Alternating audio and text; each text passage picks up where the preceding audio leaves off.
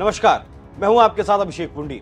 Congress India गठबंधन की सबसे बड़ी पार्टी है, लेकिन उसके साथी उसे कतई भी तवज्जो नहीं देते। साथी दल इसलिए साथ नहीं दे रहे क्योंकि कांग्रेस के नेता ही उसका साथ छोड़कर जा रहे हैं। तो साथी दल भला क्यों साथ देंगे? यही कारण है कि इस गठबंधन से नीतीश कुमार निकल गए, जयंत चौधरी निकल गए और शरद पवार निकलने की तैयारी कर रहे हैं। जी हां, अगर आपको यकीन नहीं हो रहा है तो आपको बता दूं कि खुद शरद पवार ने महाराष्ट्र के CM Eknath Shinde, deputy CM Devendra Fadnavis और अजीत पवार को दावत पर बुलाया है, मतलब डिनर के लिए बुलाया है। अब आपको इस डिनर के पीछे की असल कहानी बताऊं, उससे पहले समझ लीजिए कि एक डिनर से क्या हो जाता है। एक डिनर ने तोड़ दी अखिलेश की पार्टी। आपको याद होगा अभी 27 फरवरी को राज्यसभा का चुनाव हुआ, जिसमें 3 राज्य ऐसे थे जहां क्रॉस वोटिंग हुई, लेकिन 2 राज्यों में इस क्रॉस वोटिंग ने दोनों राज्यों की तस्वीर बदल दी। मतलब यूपी में अखिलेश के 7 विधायकों ने क्रॉस वोटिंग की, जिस वजह से सपा का एक उम्मीदवार हार गया और इसके पीछे एक डिनर की भूमिका है। दरअसल वोटिंग से ठीक एक दिन पहले यूपी के सीएम ने डिनर पार्टी का आयोजन किया था और उसी डिनर पार्टी ने सारा खेल खराब कर दिया। हिमाचल में भी कांग्रेस ने डिनर का आयोजन किया था, 9 विधायक डिनर में नहीं पहुंचे तो खेल बिगड़ गया और इस डिनर डिप्लोमेसी का राजनीति में खासा प्रभाव भी माना जाता है। अब यही डिनर पॉलिटिक्स महाराष्ट्र में भी होने वाली है, तो अंजाम क्या हो वो वक्त बताएगा, लेकिन अंदाजा लगाया जा सकता है। क्या है शरद पवार के डिनर डिप्लोमेसी?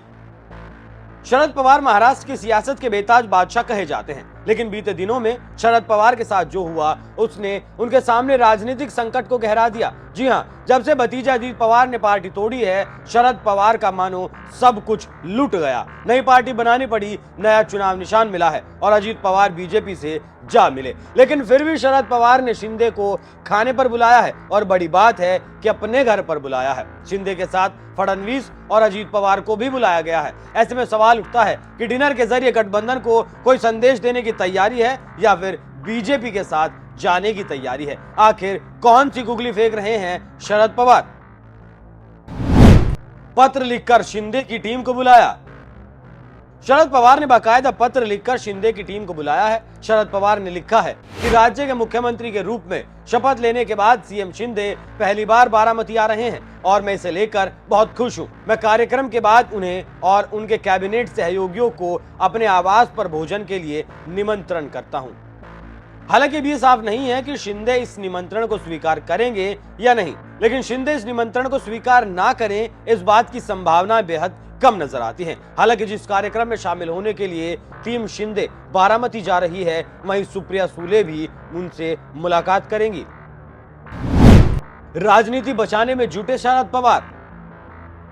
दरअसल महाराष्ट्र की राजनीति में शरद पवार एक मजे हुए खिलाड़ी हैं। उन्हें पता है कब और कैसे खेला करना है, किसके साथ जाना है, किसका साथ छोड़ना है। लेकिन जब से अजीत पवार एनडीए का हिस्सा बने हैं, तब से बारामती जो उनकी परंपरागत सीट है, उस पर खतरा मंडरा रहा है। इस सीट से शरद पवार 4 बार लोकसभा पहुंचे हैं और 3 बार उनकी बेटी इस सीट से लोकसभा पहुंची है। लेकिन अब इस सीट को बचाने के लिए शरद पवार को अजीत पवार का साथ चाहिए होगा और हो सकता है कि ये डिनर पॉलिटिक्स इसी सीट को बचाने के लिए की जा रही हो, क्योंकि शिंदे ने बारामती सीट पर एक रोजगार मेले का आयोजन किया है। रोजगार मेले के आयोजन के पीछे मकसद तो सियासी है, क्योंकि जब शिंदे सरकार यहां रोजगार बांटेंगे तो जाहिर तौर पर शरद पवार की बेटी के लिए खतरा बढ़ेगा और इसी खतरे को कम करने के लिए शरद पवार जुट पड़े हैं। शरद पवार जानते हैं कि पार्टी के विधायक को उन्होंने गंवा दिए, अब परिवार और अगर राजनीति में रहना है तो बारामती से जीत दर्ज करनी होगी और इसके लिए ही जोड़ तोड़ जारी है। अब देखना होगा